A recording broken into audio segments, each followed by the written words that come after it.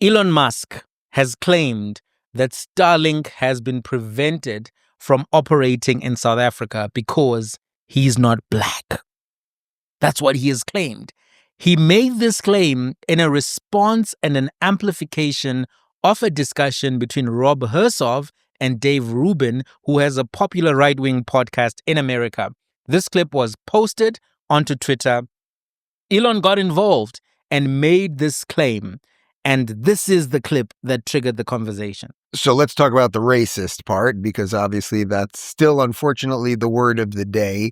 It's a little hard, I think, from an American perspective, for people to realize that a government could truly govern I guess it's not that hard in some sense, but that could govern in an actual racist manner when it comes to who's getting what services and what land, et cetera, et cetera. 140 race-based laws in South Africa, all anti-white.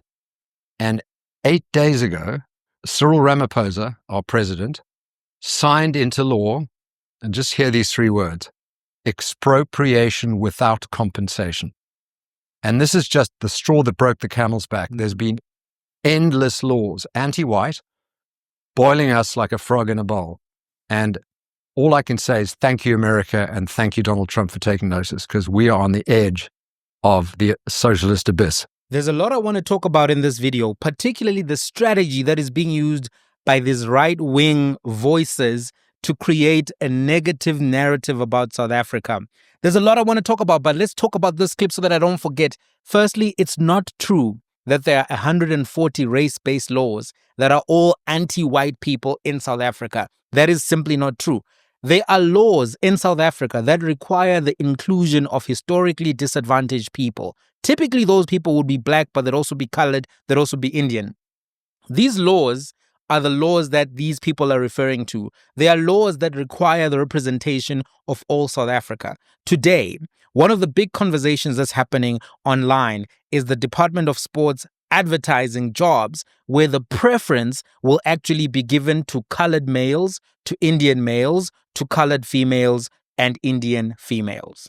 This is happening because the Employment Equity Act, which governs this type of thing, requires that all of South Africa be represented in government positions. So you can't have a department that is all black, all white, or all Indian. You have to mix it up. And I don't have a problem with that in any sense, because when you consider that historically other groups were kept out by the apartheid regime, there is a need to make sure that everyone is included. So it can't be true what Rob Hersov said, that there are 142 laws that are exclusively anti-white people, if the Minister of Sports, Arts and Culture is saying he's reserving particular jobs for white people.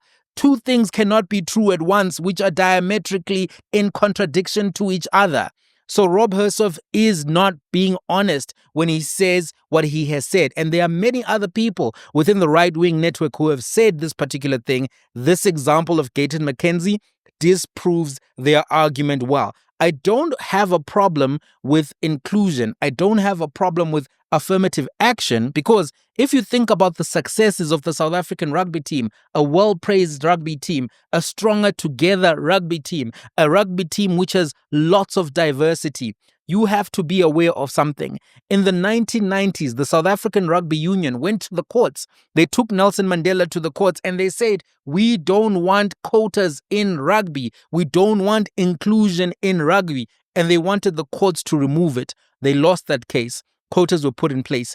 Over time, we have seen the South African rugby team move from strength to strength. The team moved from representing Stellenbosch and Pretoria and the apartheid regime pre-1994 to being a real national team, a winning team with amazing players like Faf du Plessis, Mampimpi, Siya Kolisi, Manili Bok, and others. The team is based on both excellence and diversity. The reality is, in 1993, there were black rugby players who were playing phenomenal rugby who would never have gotten the opportunity because the apartheid regime was racist and did not believe that black people should play rugby at that level. That's the reality about discrimination and hatred. It excludes others. So I don't have a problem with any system or any set of rules that is designed to break down walls and to include other people into a particular activity, community, or place.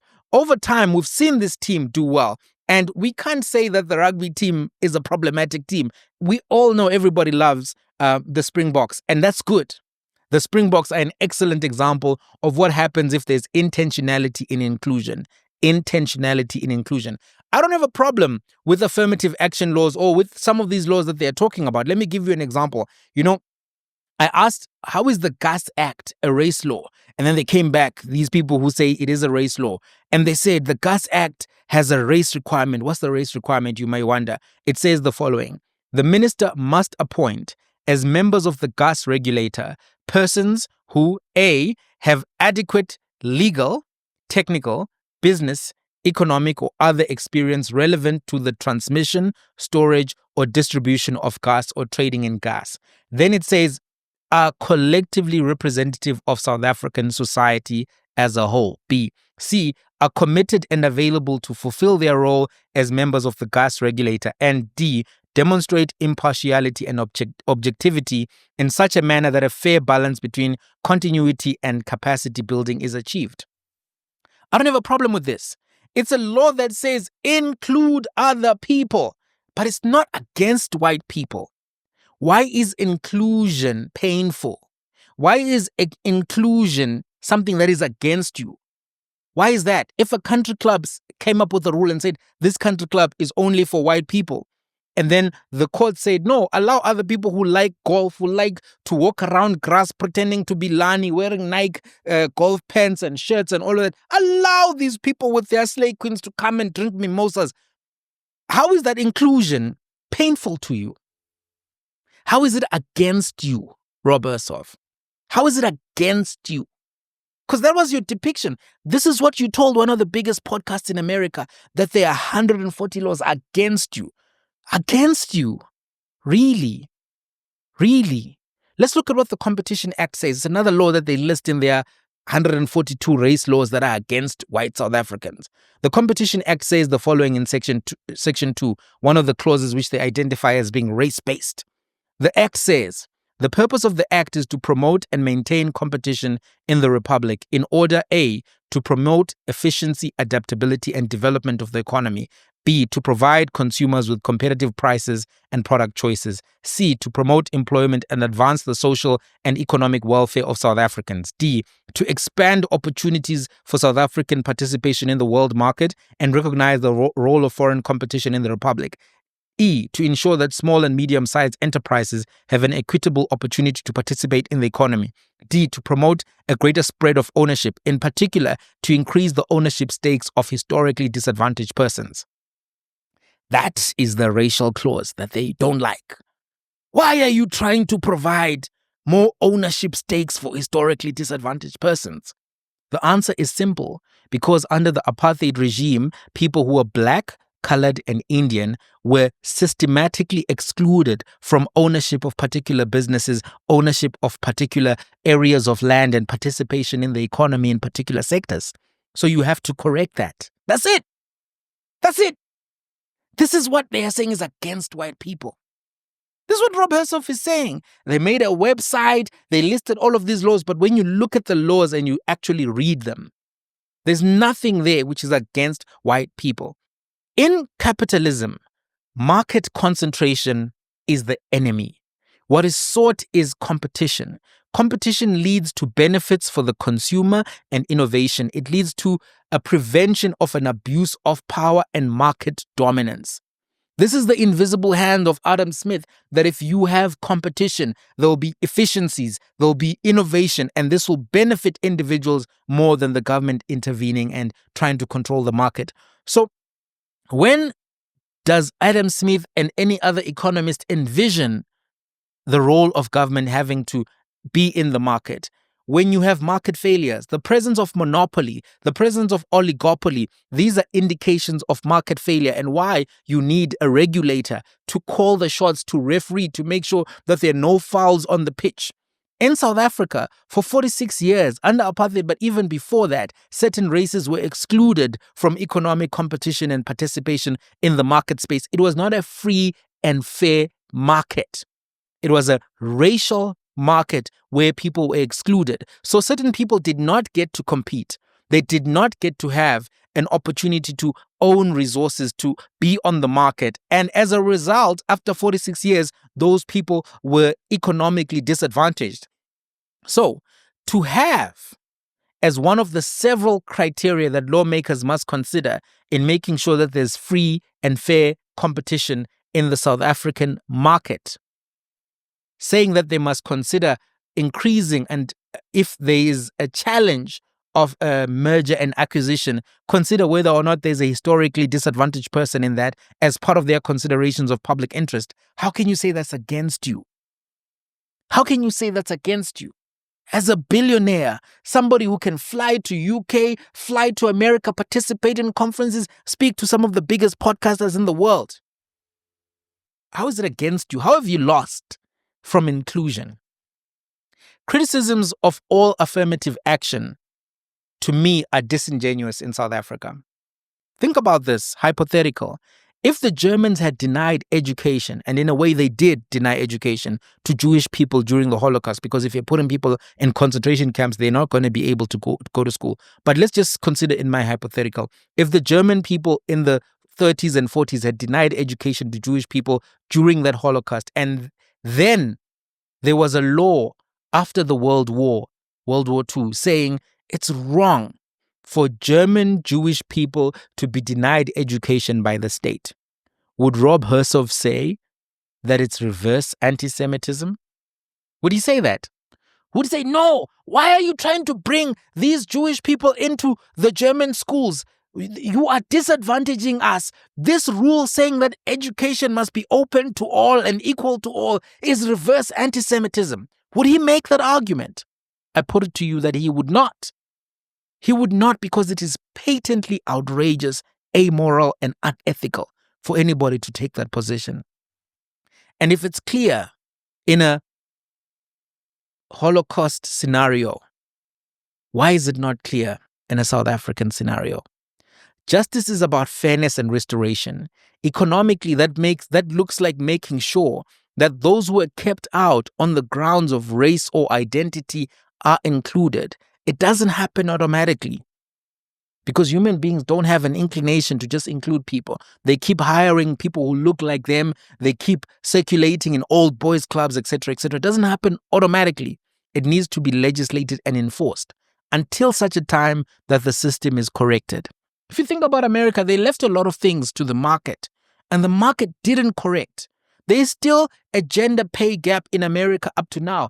Women in America are still fighting for maternal rights and privileges that many other people had in the world. Do you know why many other parts of the world have got maternal privileges for women? Because they were legislated. Do you know why they don't have them in America? Because they trusted that businesses would do the right thing. If a business is left to either choose something that's going to cost them a little bit of pain in the short term and actually be the just thing, as opposed to continuing with the way things are and maximizing profits, they will always choose to maximize profit, which is why you do need to have legislation, which is why you do need to have a state play a role, and the market cannot be a laissez-faire market. A free market is not a laissez-faire market where everyone does as they pleases in the name of capitalism. No, that is not where we are in economic theory or economic practice in 2025.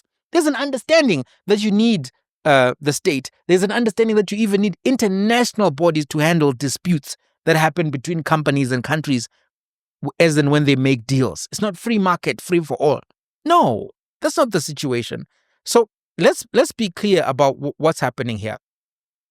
I want to have a broader discussion about the communication strategy of the right wing, South African right wing, towards Americans about South Africa, because it's clear there's a collective and coordinated effort right now. Whether you're looking at, Institute of Race Relations, AfriForum, Free Market Foundation, Rob Hersov, Elon Musk, it looks like people are working in tandem to actually create a narrative in the international community around South Africa and about South Africa. But before we talk about that in further detail, I want to talk about Elon Musk, because I've dealt with Rob Hersov, who was the source of the Elon Musk claim. But we have to talk about Elon Musk himself. Elon Musk owns SpaceX, which owns Starlink. Starlink, for those who are not following the internet service provider space or the shenanigans of Elon Musk on a day-to-day basis, Starlink is a satellite internet network which is operated by SpaceX that provides high-speed, low-latency broadband internet across the globe. It basically works the way DSTV works in Africa. You get the satellite dish, you attach that dish, then you get the signal from the satellites in the air, right? But unlike the DSTV where you have to attach it to your roof, etc., it works quite differently. Starlink is designed to provide internet service to areas where fiber optic cables are expensive or difficult to install, and it actually provides download speeds which are pretty fast, between 20 megabits per second to 250 megabits per second. Unlike the traditional internet services, the satellite services that rely on single geostationary satellites orbiting well into space there. No, Starlink doesn't work like that. Starlink uses thousands of smaller satellites which are stationed approximately 600 kilometers above the Earth. And as of late 2024, there were about 6,376 satellites in orbit, right? Close to the Earth. So your satellite dish, your little DSTV Starlink dish, is reaching out and pinging all of these smaller satellites, and they're sending down the internet packets to you, as opposed to reaching one big satellite far, far away. This is what allows the technology to work. In addition, Starlink can provide connectivity to unmodified cellular phones and is offered globally in partnerships with various national cellular service providers, right? The equipment that you need a kit that includes a small satellite dish, a mounting tripod, a Wi-Fi router, cables, and a power supply. You're good to go. You can run it from a power bank. It's not so difficult to run this thing. But as you can see, it's going to be challenging Vodacom, Vumatel, other companies that already provide these services in South Africa. Is it true that Starlink cannot operate in South Africa because the owner is not black? Nope. Amanga, aluhlaza, amanga, buamaka. It's not true, and it's a misleading characterization, just like the characterization of affirmative action laws by Rob Ursoff. Let's think about this logically and dispassionately. Last year, Amazon launched in South Africa. I made a video about it. And I still think that Amazon South Africa is struggling as compared to Takealot, etc. I'm still having to order from Amazon.com as opposed to Amazon.co.za because they sometimes don't have cool things. Like, for instance, they have these Logitech keyboards that I love. And you cannot get them on Takealot. You cannot get them on Amazon South Africa. I don't know why they're not supplied to South Africa, because iPads are used quite a lot. And these are Bluetooth keyboards.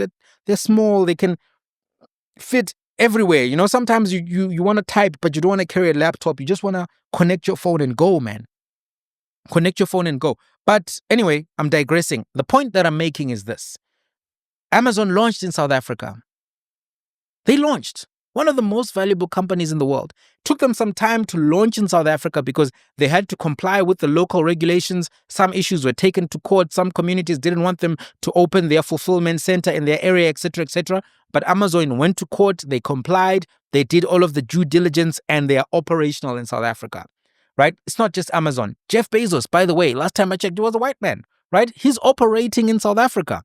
The fact that Microsoft, founded by Bill Gates, Google, founded by Larry Page and Sergey Brin, and other American companies can and do operate in South Africa is a clear counterpoint to the argument that Elon Musk is prohibited or inhibited from having a business in South Africa because he is not black. It's not true. How is Jeff Bezos operating if your argument is true? We are Amazoning here. How is it? So the reality is, when Tesla wanted to operate in China, Elon Musk and Tesla had to comply with Chinese laws and regulations. To open Tesla factories in Germany, he had to comply with German laws. TikTok is a Chinese company, and the Americans have forced them to sell off half to America because of the security concerns they've articulated, right? So Elon supported that. In fact, he's one of the people who may want to buy TikTok. He supported that. He saw the logic in that, but he doesn't see a logic in South Africa having rules and laws around how companies can register in South Africa. The reality is it's not about race, and his narrative is relatively misleading. Elon Musk already has, by the way, a registered company in South Africa. In fact, his company was participating in the process of registration with ICASA. They were participating and they fully intended to go through with the process. They made written submissions on licensing to ICASA, and they were also scheduled to make oral submissions in January, but they withdrew. January, I think it was January of this year, yeah. They withdrew from that process. They withdrew. If you go to the SIPSI website, which gives details on companies, you will see that there's a company called SpaceX Internet Services South Africa. This company has been in business since February of 2019. The director of the company is a lady known as Lauren Ashley Dreyer. Lauren Ashley Dreyer is an American engineer who is the director listed on many SpaceX listings, including UK, Lesotho, and South Africa. She works at Space Exploration Technologies Corporation in Texas, and her LinkedIn profile says that she has 17 years working at SpaceX and is currently driving Starlink global expansion to 101 markets and more. So SpaceX was actually going through the process. They were taking part and they were already operating in South Africa in a sense because they've registered a company here. He's doing business in South Africa. He's keeping that company running. He's paying salaries possibly to some people. So this idea that he can't do business is not true. It's misleading. Now, there are some requirements that Elon Musk would have to meet to become a satellite company, a telecommunications company in South Africa. And those pertain to the ICASA regulators, right? And the rules they came up with. On the 31st of March 2021, South Africa's communications regulator, the Independent Communications Authority of South Africa, which is ICASA, published new regulations in respect of the limitations of control and equity ownership by historically disadvantaged groups and the application of the ICT sector code. The new regulations impose new rules on licensed providers of communications networks and services, including fixed and mobile network operators, internet service providers, broadcasters, satellite providers, and others. So obviously, SpaceX falls into this particular contingent. The new regulations are aimed at increasing diversity and facilitating transformation in the communications sector. Communications companies are measured for broad-based Black economic empowerment purposes in terms of the ICT sector code published by the Minister of Trade, Industry and Competition under the Broad-Based Black Economic Empowerment Act. So simply because there's BE Act, that means it's racist. No. And, I must just say this as a side note before I go further. The ANC has not implemented BE properly. And we've seen many senior ANC guys become billionaires in ways that don't always make sense from an understanding of businesses taught in business schools. They just made deals, got shares, and chigi. Their presidents, their cousins own IPPs. They're not their cousins, they're brothers-in-law, their other brothers-in-law. It's a lot. It's a lot. One family can end up owning so much through deals, these BE deals. They haven't worked ideally. But the criticism of the actor is separate from the criticism of the principle. We must be able to separate the principle from the criticism. If, let's say, we are playing a 4-4-3 formation, is that even, 4-4-3, right? 4-8-11, 4-4-3 formation, right? And we get a bunch of players from, I don't know, Royal AM, right? No hate on it. If you're watching from Royal AM, it is what it is. There are other teams. Royal AM, we give them the 4-4-3 and they lose the match. And we give that 4-4-3 to Sundowns and they win the match. Is the problem 4-4-3 or is the problem the team, the coaching? So in the criticism of affirmative action and even BEE, the criticism has been, oh, look at how the ANC did it. They were corrupt. They did that. And then therefore we need to scrap everything. When there are realities around lack of transformation in a variety of spaces and sectors, right? So under the ICASA regulations, individual licenses who have larger network operators who are larger providers will have to meet this criteria. They need 30% ownership by persons from historically disadvantaged backgrounds. And they need to achieve a level 4 BE status. To achieve level 4 triple BE status, you accumulate the points across the 5 elements: ownership, management, control, skills development, enterprise and supplier development, and socioeconomic development. So your company has to play a role in South Africa. It has to change some of the elements of workplace dynamics and demographics, because those are not the product of pure meritocracy in South Africa. They are the product of manipulation by the apartheid regime. And even though 31 years have passed since the ANC came into power, many of those things still persist. And we'll talk about that a little bit further into the conversation. So to become an internet service and telecommunications company in South Africa gives you significant economic gains and power in a territory. Starlink could disrupt Vodacom. It could disrupt Vumatel. It would disrupt all these other service providers. It could even become a monopoly. So Elon Musk stands to make a lot of money, billions, which will go to America, which will go to, ways companies are registered. And if there is no local ownership at all, that money can be extracted. And companies, they can use creative ways of tax avoidance. It's called base erosion. That's the technical term for that, where they pay less than they have to in taxes. So countries do have an obligation to protect themselves. They do have an obligation to try to keep the money at home as much as possible.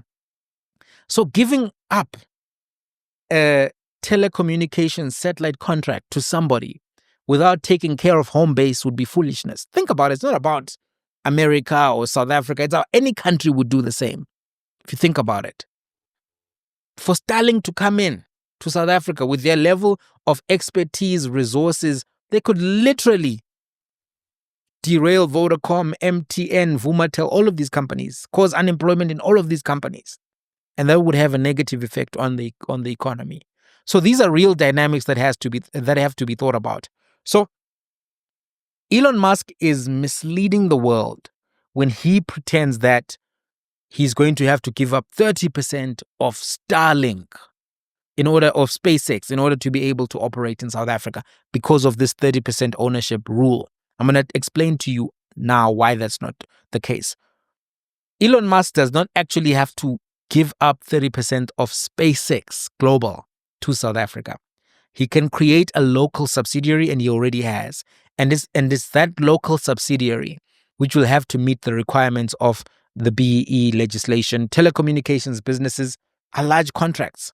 Telecommunications business are large contracts. That's why you have to have large lobola of this level. When you're doing lobola negotiations, they tell you, look at how beautiful she is. Look at her degrees, the very beautiful degrees. What. And as they're doing that, the costs are going up. They're like, hey, you taste that oxtail, delicious. She cooked it, and then it goes up. It goes up. A telecommunications contract is a big contract, but Elon does not have to give up 30% of SpaceX to be able to get that contract.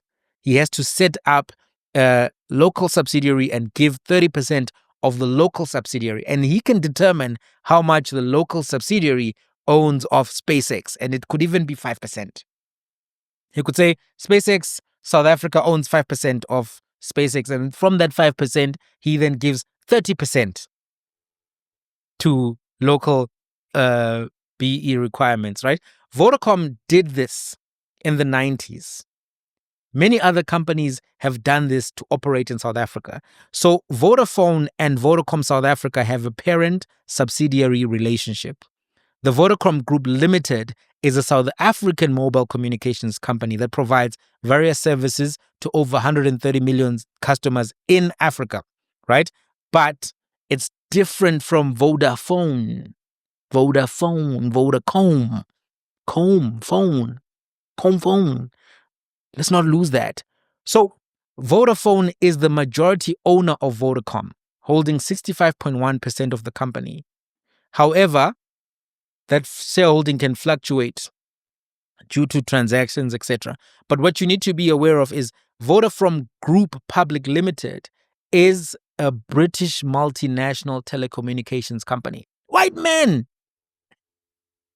So Elon, you're not excluded. How is Vodafone operating here as Vodacom? If you're saying that you can't do it if you're because you're not black, right? Vodafone is a British multinational telecommunications company. Its registered office and global headquarters are in Newbury, Berkshire, England. It predominantly operates its services in Asia, Africa, Europe, and the Oceania. As of January 2025, Vodafone owns and operates networks in 15 countries, with partner networks in 46 further countries. So how did they come into South Africa? Vodacom was incorporated in South Africa in 1993 as a joint venture between Telecom, what am I saying? Telcom, not Telecom. Telcom, Vodafone, and Venfin Limited. So Vodacom launched its mobile voice services in 1994. This story, by the way, includes the chief executive oligarch, the CEO of oligarchs, CEO, Rupert, right? So how is Rupert involved? Rembrandt, which was a Rupert-owned company, co-founded South Africa's first cellular telephone company, Vodacom. They owned Venfin. They sold their Vodacom shares in 2006 when Venfin sold them. But as you can see, the chief executive oligarch, whenever you're looking at deals in South Africa, is there. Diamond is there all the time. Anyway, Vodafone's registration in South Africa involved navigating the country's broad-based black economic empowerment laws through various ownership and investment structures. They had to do this. Key aspects of how they did it was the following. They did BE ownership transactions. Vodacom Group facilitated BE ownership through acquisition by the Royal Bafokeng Holdings, by Tebe Investment Corporation. This Tebe Investment Corporation is linked to the ANC. Yebo Yetu Limited got an effective 6.25 shareholding in Vodacom South Africa. So all of these actually got a 6.25% shareholding in Vodacom South Africa. So the Royal Bafokeng, Tebe Investment, and Yebo Yetu got 6.25 collectively. So 62 is owned by Vodafone International, 6.25 owned by these entities. Yebo Yetu is a public, black public obtained ownership, right? That is, public could buy these Smolanyana shares and then they own 3.44% of Vodacom South Africa. And then you have the Vodacom Employee Stock Ownership Plan, which enabled people who work at Vodacom to subscribe for the Yebo Yetu ordinary shares. Do you see that structure? So Tebe got something, Royal Bafokeng got something, and Yebo Yetu got something, right? So the public could get a piece of that Yebo Yetu, and then you could also get Yebo Yetu through Vodacom Employee Stock Ownership Plan. Vodacom is in the same telecommunications industry that Elon Musk wants to access, but he doesn't want to comply with the legislation. It's got nothing to do with his race. Elon Musk does not want to follow the laws of South Africa. He wants to have his cake and eat it too. He wants to be able to buy TikTok in America, but not be able to have to share anything to participate and make money in the South African economy, even if he doesn't have to give up a large share of his company. Think about everyone who's operating in South Africa. Uber, Amazon, Microsoft, many other companies have made the deal to be able to make money in South Africa. It's a trade-off. You want to access 62 million people. You want to access the richest market in Africa. You want to be able to use South Africa as a base to get into other parts of the world, into other parts of Africa, etc., etc.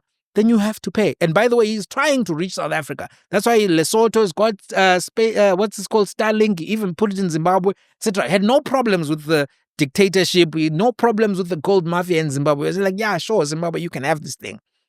Why? Because he's trying to get South Africa. That's the gem. That's the diamond. That's the crown jewel in the crown there. That's what he wants. But he doesn't want to do the trade-off.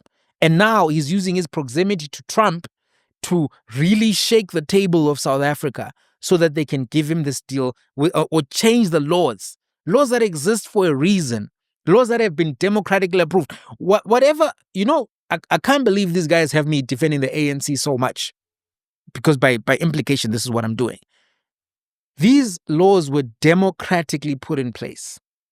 For one business guy to donate to the American president and then say, change all of your laws that you guys chose for your environment, because of your local conditions, through a democratic process, through publicly elected representatives.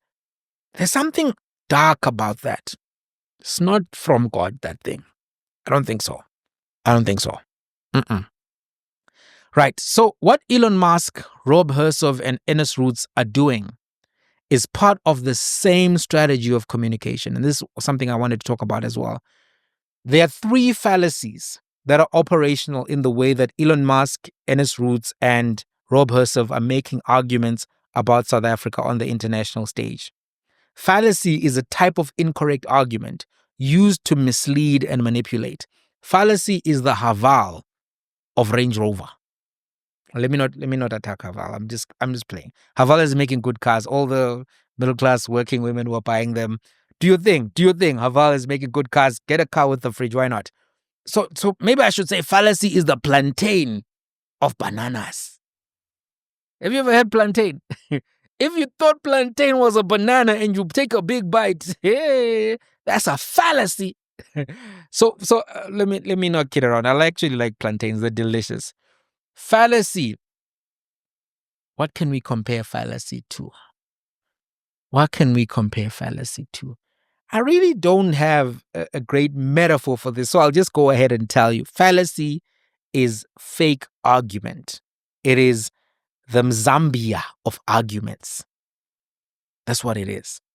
There are several books on argumentation. You know, the book club is coming. First video of the book club is on Wednesday. So if you haven't signed up for the book club, you should join. First video is on Wednesday. We're going to be doing deep dives into books, doing synoptic readings. And one of the books that we'll get around to is a book on logic, right? This book was written by Professor Ivan M. Copy and Keith Bugres Jackson, right? So let me tell you about these individuals and why they are authorities on this. Professor Copy was an American philosopher, logician, and university textbook author.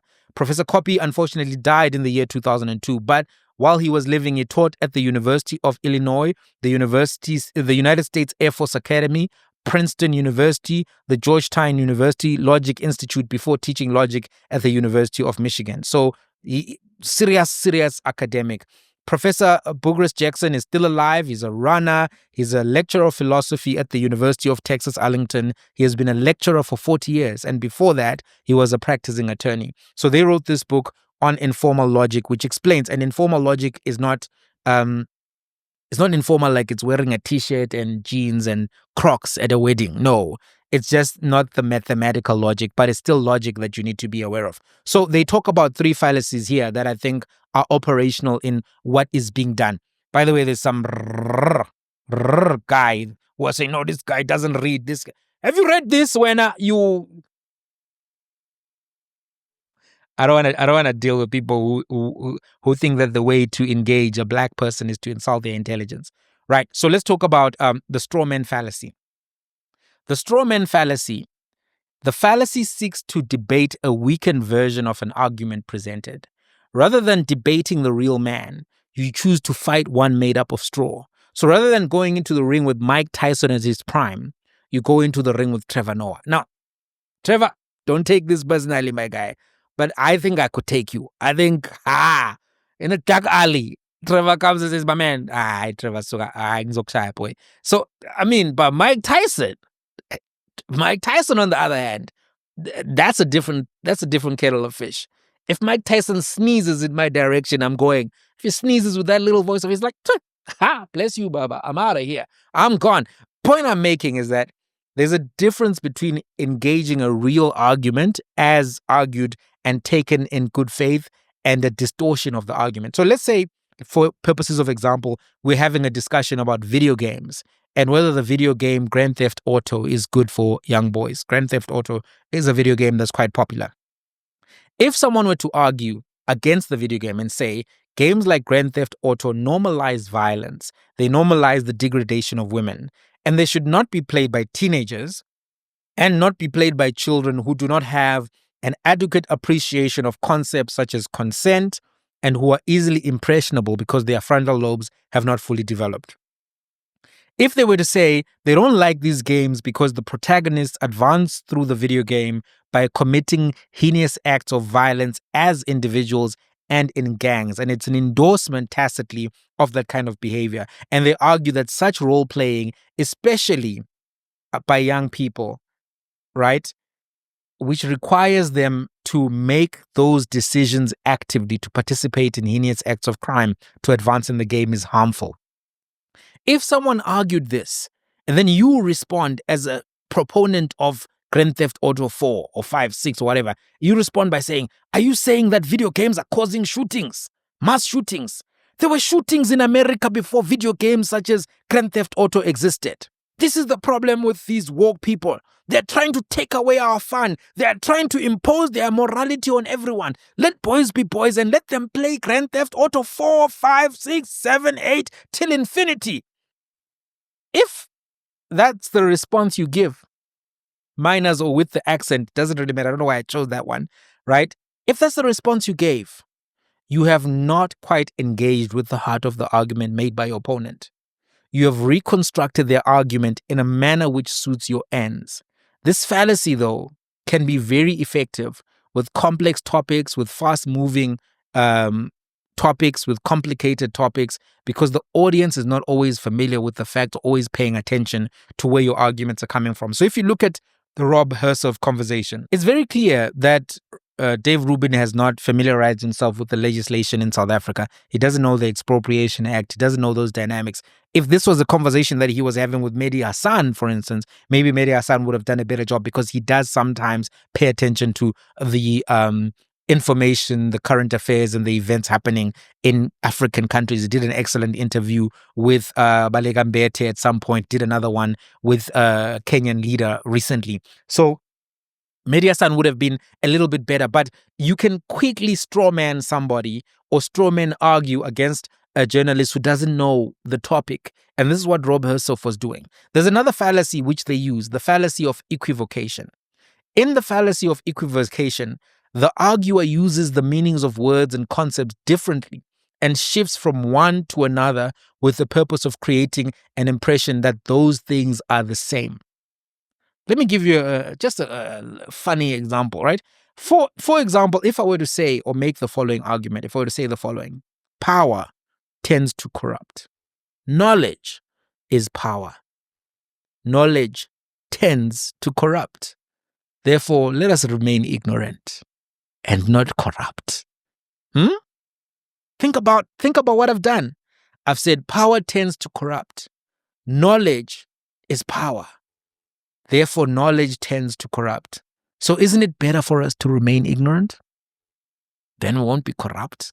Hey, in that fallacy, I've equivocated, right? The power in the first premise, the first statement, that power tends to corrupt, is political or economic power. It is power that allows you to have direct control over people because you employ them, because you can direct them, such as an army, etc. So this it's power and authority which comes from being in senior positions such as CEO, president, minister. In the second statement, knowledge is power, right? It's not the same power as the previous statement, right? The knowledge is power statement is a condensation of the idea that through reading, through research, through discovery, through experimentation, we can advance humanity in interesting ways. For instance, if you think about the discovery of penicillin or the development of fertilizers or various developments which led to various technological advancements, a lot of them had eureka in them, right? Someone discovers something like, isn't this cool? Can we use this here? Can we use that there?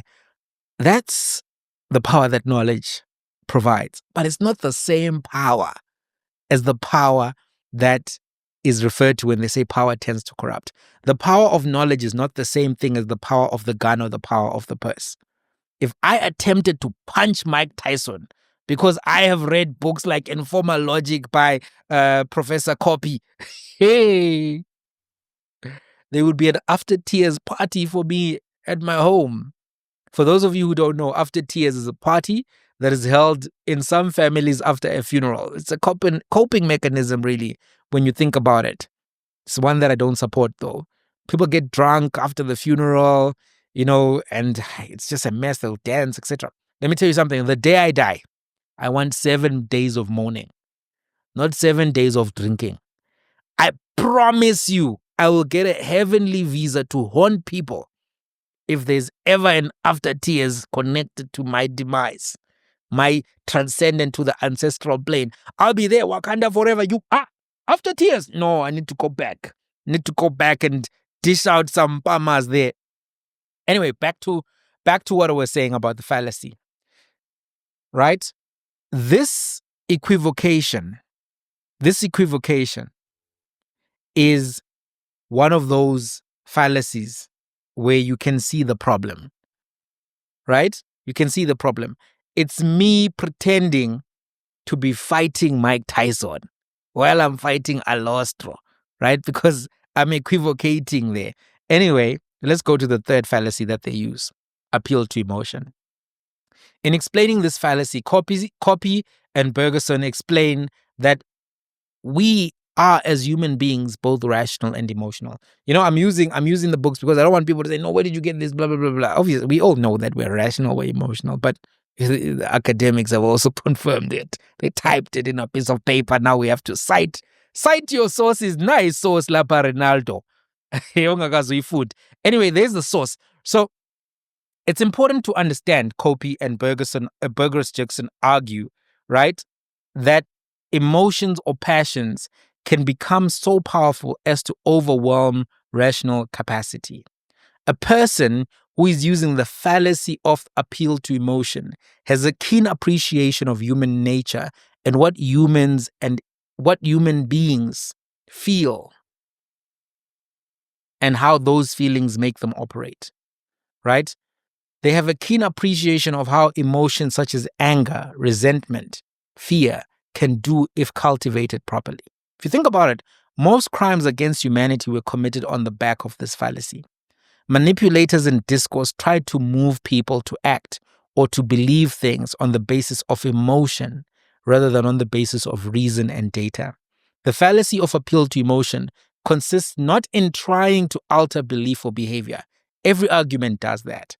The fallacy of appeal to emotion is an attempt to rile up the emotions of the public to the point that they are making decisions out of anger and fear rather than considered strategic outcomes. That's what they do. And they'll say Zimbabwe. They'll say things like that. By now, it's clear that there are some groups who are working hard to get sanctions on South African politicians, who are working hard to try to use their access and proximity to American Republicans, particularly Donald Trump, to influence policy changes in South Africa. We've seen AfriForum travel. We've seen Ernest Roots. We've seen Rob Hersov. We've seen all of these things happen. Right? If you remember Ernest Roots, he was on Tucker Carlson saying this about Ubuntu. This is what he said. Listen to this. There's an African term called Ubuntu, which means brotherliness, or it's about your internal humanity. It's a Zulu term. And the theory goes that white people are incapable of having Ubuntu. But Ubuntu is the essence of humanity. So if you don't have it, you're not truly human. So it boils down, the logical conclusion is that if you kill a white person, then you did not actually commit murder. So this is not widely believed in South Africa, but this is taught at universities by university professors, and it's certainly believed by radical elements. It's a predicate for genocide. I mean, it's always the same in we're watching in parts of the world now. They're not fully human, right? So we can kill them because they're fully human. Then it's of course a grave sin to kill them. Yeah. None of the information in that segment is true. Ubuntu is about humanity and service. Umuntu, ngumuntu ngabantu. That's what our grandmothers told us from a young age. And they would tell us it's about your service to your fellow man. Ubuntu is about you as a human being recognizing that you exist in community with other human beings. It's an appreciation of humanity. It is antithetical to hatred. It is antithetical to violence. It is about recognizing the dignity of all your fellow men, all humans. It's not about race, and it's incompatible with violence.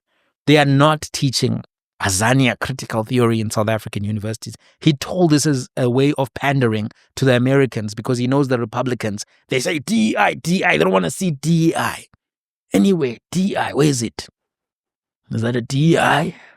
Take it out. That's the Trump approach. So he was like, let me give them a DEI. And one of the big criticisms of Ben Shapiro, all of these guys, Tucker Carlson, you see them talking about critical race theory and wokeism. So he was like, yeah, let me also tell them that there's wokeism in South African universities. There's no such.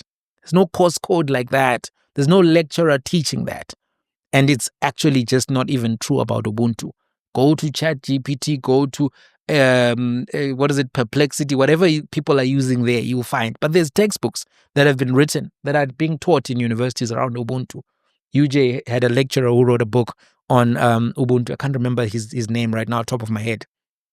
This dishonest clip has been watched so many times, millions of times, and amplified by none other than Elon Musk.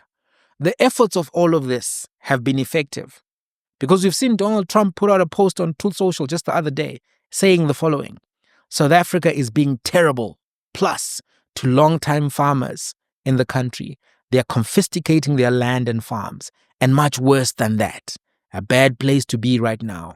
And we're stopping all federal funding. To go a step further, any farmer with family from South Africa seeking to flee the country for any reason of safety will be invited to the United States of America with a rapid pathway to citizenship. This process will begin immediately. This is what Trump is saying. It's working. The fallacies are working. And this follows the executive order which he signed, where he said, in shocking disregard for its citizens' rights, the Republic of South Africa recently enacted Expropriation Act 13 of 2024 to enable the government of South Africa to seize ethnic minority Afrikaners' agricultural property without compensation. This act follows countless government policies designed to dismantle equal opportunity in employment, education, and business, and hateful rhetoric and government actions fueling disproportionate violence against racially disfavored landowners. Donald Trump has bought into the narrative. It's led to billions of losses of US dollars in support from America, and there's risk of more economic losses if South Africa is taken out of the American Growth and Opportunity Act, AGOA. AGOA is a US trade program, as you know, that provides eligible sub-Saharan African countries with duty-free access to the US market for certain products. South Africa exports a significant amount to America, second largest export destination, in fact, to China. According to the South African Revenue Service, in 2022, the USA received 7.8% of South African exports. And according to the US Department of Commerce, the value of imports from Africa to the USA was 14.6 billion or 280 billion rands. Significant amount of money, much more than what has been lost through the loss of funding from these aid packages that have been cut. So it's clear that these are not just the words of man on social media and on podcasts. These fallacies are leading to consequences in the real world, and that these events have been coordinated by these prominent figures in the right wing, and they've had an impact on the ground. But you may be thinking, Jamie, you didn't link the arguments. You told me about the fallacies, but you didn't link them. Think about what Donald Trump is saying. Let me link them for you now. There's a straw man fallacy about the nature of conditions in South Africa. There's a deliberate mischaracterization of the economic opportunities that currently exist based on race. There's a fallacy of equivocation or false equivalence in the discussion about race laws. There's a fallacy of appeal to emotion in discussing land ownership and land redistribution. Let me go to the first point. Donald Trump, as you read or heard, believes that white people are being treated unfairly in South Africa, that they are losing out economically. So why does the economic data tell us that white people are still at the top of the South African economy? According to Stats South Africa, unemployment by race is disproportionately higher for black people than it is for other races. White unemployment is at 9.2% in the latest quarterly labor force survey, and black unemployment is at 46% on the expanded definition. According to Statistics South Africa, income and wealth inequality data indicate that white South Africans are predominantly in a better economic condition than black South Africans.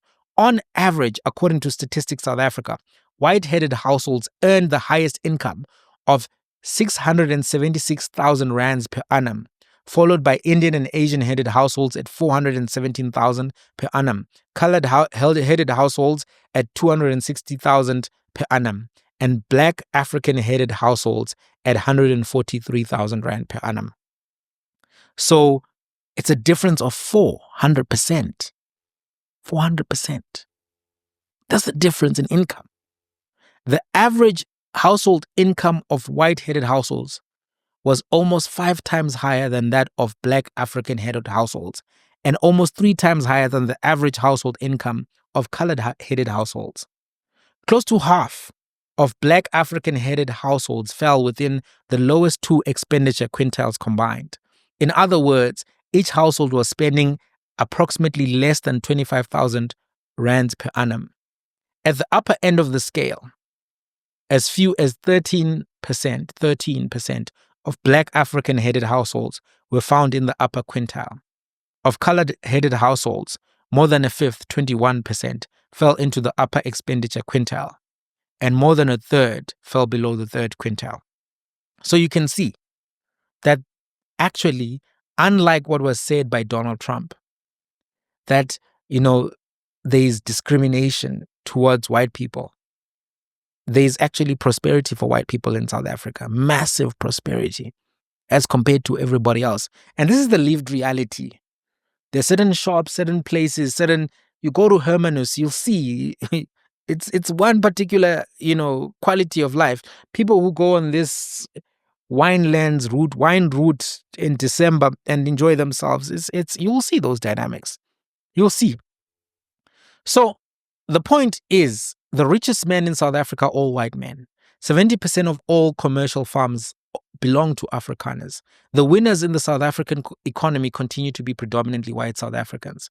All this goes to show that the inequalities perpetuated by apartheid have not actually been reversed. Those who are arguing against affirmative action in any shape or form pretend that these inequalities will just solve themselves. They will not, and this is the straw man that they are doing. These problems were created by deliberate design, and they have to be removed by intentional policy making. Let's go to point 2, equivocation. There are laws which were passed after 1994 which mention race. There are laws passed pre-1994 which mention race. They do not mention race in the same way, and they do not have the same intents and purposes. The Bantu Education Act, for instance, mentioned race with the intention of depriving black and colored people from quality education.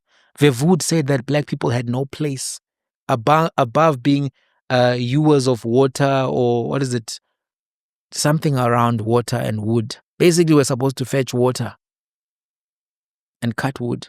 That's what he said. That was the intention. The Bella Act speaks about including more learners in government schools. They're not Afrikaans schools, they're government schools, which were teaching the language Afrikaans as the medium of learning. But the Bella Act speaks about being able to change the language policy to make it dual to Afrikaans and English, to include. It is about inclusion and not exclusion. So the Bantu Education Act mentions race with the intention of deprivation and handicapping. The Bella Education Act, the Basic Education Laws Amendment Act, mentions and is considered to be a racial act. But you can see that the intention and the outcome are not the same. The fallacy of equivocation in the rhetoric of the right wing is that they make these two processes seem morally equivalent. Let's think about this. If I'm stabbed by a skebenga, stabs me, boom, and I need stitches from the doctor, and maybe the doctor has to go in and take out the blade, maybe the blade broke, the doctor is going to have to cut me. Both the skebenga and the doctor cut me. I've been cut by both of them, but they're not cutting me with the same intent and the same effect. It would be preposterous to arrest my surgeon for assault with intent to cause bodily harm, for cutting me to remove the blade, for stitching me, for what the skebenga did.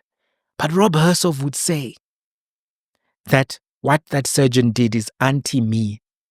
It's also assault. That's what he's saying. Because he is saying any law that mentions race is the same as any other law that mentioned race before 1994, ignoring the intent, ignoring the execution and the outcome. Let's talk about the last point, the appeal to emotion and how it applies to what these guys are doing. And by the way, they're telling so many lies, high volume of lies, that it becomes like a 6-hour process. Can you see how long this video already is? I think we're approaching the 1-hour mark. Can't go lie by lie. But what I can point out to you is the pattern. The appeal to emotion that is used in the discussion about expropriation in South Africa is the invocation of Robert Mugabe, land seizures, and Zimbabwe. And this is used to oppose any land redistribution, even land redistribution that is fair and lawful. The Expropriation Act is nothing like the Zimbabwean Land Reform Program, where war veterans were just going into farms and taking land and harming people, all of that. There's nothing like that. It's nothing like that. Even the Minister of Public Works has said, Dean McPherson, that there's a lot of misinformation from the right-wing circles about this topic. The Act in Section 12 actually specifies that there will be compensation. 12.1, that's what it says. It states that in some instances, there will be nil compensation, including, and then they mention 4 that they think will be the main ones. First one is land that is just left undeveloped for speculative purposes for long periods of time. Just a plot somewhere, someone owns it, but nothing has ever been done there. They will expropriate that land, and possibly with nil compensation. We haven't been doing anything with it, right? That's a scenario. Number 2 is hijacked abandoned buildings in the CBDs of Johannesburg, Pretoria, Durban, wherever. They're going to come expropriate because those buildings have, for all wants and purposes, been left derelict by those people who used to own them and have the title deeds. So they may expropriate those buildings. Then number 3 is where the state, it's owned by an organ of the state already, but it is deemed to be more in the public interest to be expropriated and redeployed. That could apply to things like the Ingonyama Trust. This is the reason why IFP doesn't like this act, by the way, because it could actually end up giving title deeds to people who are using or living on land that is under the Ingonyama Trust, which is under the control of the Zulu King. So this is why the Zulu King has been kicking up a storm, and why at some point you saw him hanging out with AfroForum. That's the connection. That's the link. So, and then the other one is where the state has already spent a lot of money developing that land, and they've spent more than the market value. But remember, 12.1 specifies that in most instances, there will be market-related compensation because South Africa does respect property laws. So it's not a context of what happened in Zimbabwe. It's actually similar to eminent domain laws in the USA. There are some instances where it could be viable to have nil compensation. We have to be honest about that. We really do. But it doesn't mean that everyone is going to have their land taken. But if you listen to Trump, then they use Zimbabwe, Mugabe. Mugabe will come. There will be another Zimbabwe. How? This is not the same thing. The courts in South Africa are very robust. They prevented Zuma. They've prevented a lot of stuff, right? Zuma from abusing the processes of the courts or ignoring the public protector report. Those issues were taken to the court. He was president at the time. He lost.